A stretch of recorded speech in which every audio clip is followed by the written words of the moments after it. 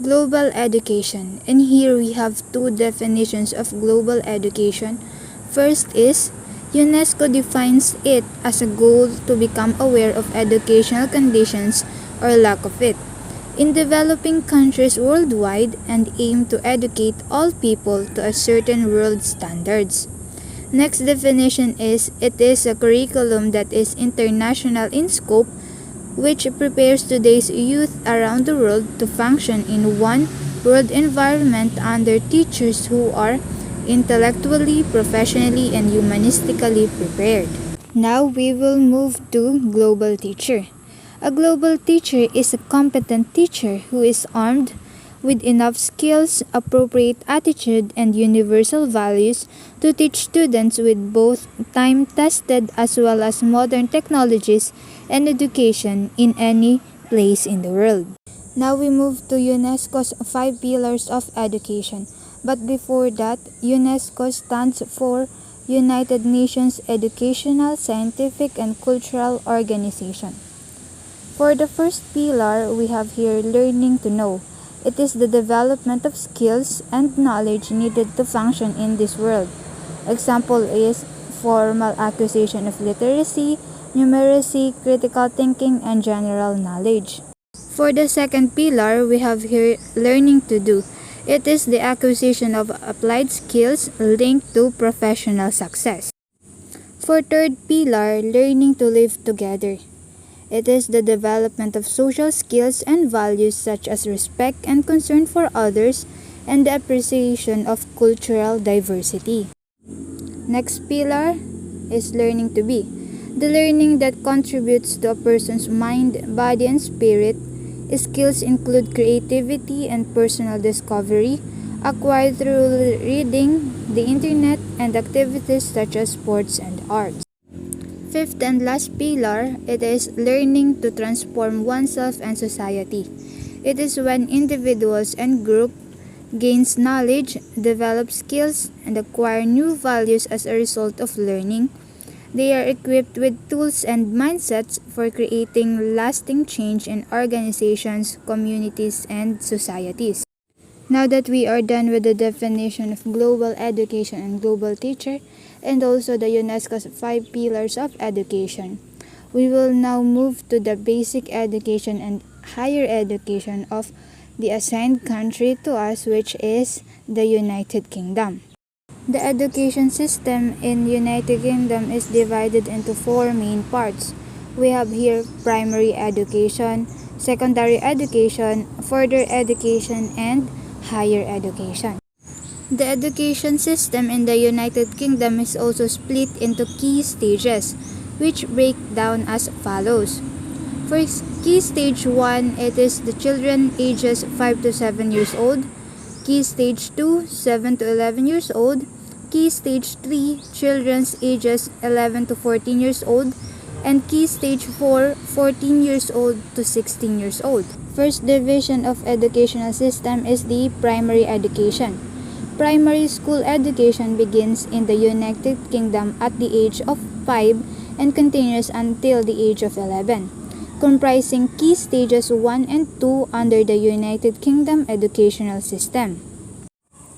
The year groups at primary school level are Year R or reception, age 4 to 5, Year 1, age 5 to 6, Year 2, age 6 to 7. It is the year when SAT testing takes place for key stage 1. SAT means Scholastic Assessment Test. Year 3 is in age 7 and 8, Year 4, age 8 and 9, Year 5, age 9 and 10, and Year 6, age 10 to 11. It is the year when SAT testing takes place for key stage 2. For the second division, we have here secondary education for years 7 and 8. Years 7 and 8 are the first 2 years of secondary school education in the United Kingdom. In some independent schools, they are included in the junior school, and in others, they are part of the senior school. All students study English, math, science, a humanity, and a modern language. Also, school have a list of optional subjects which are art, music, drama, Latin, sports science, design technology, and computer science. Also under secondary education is Year 9.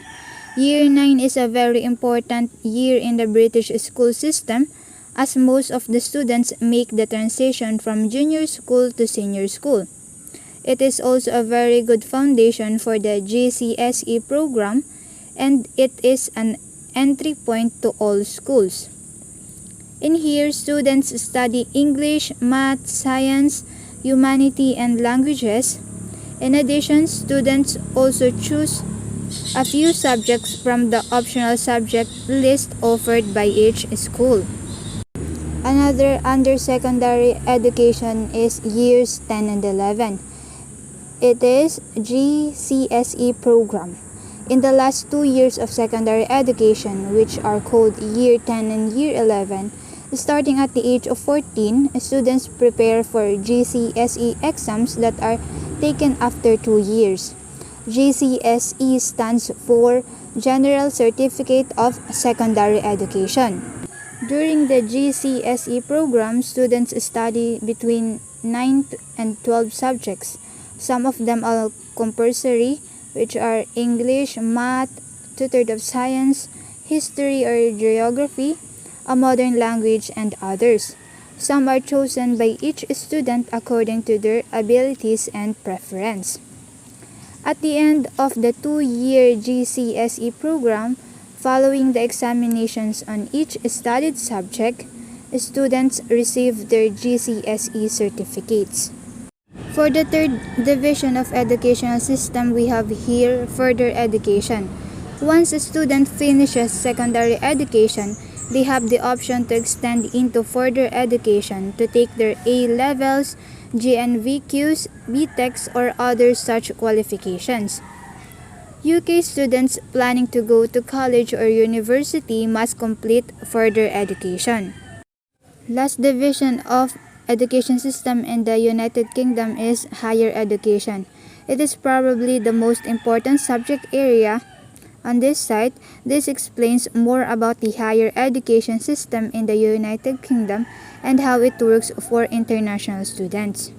For the last part, we have here the characteristics of British education system.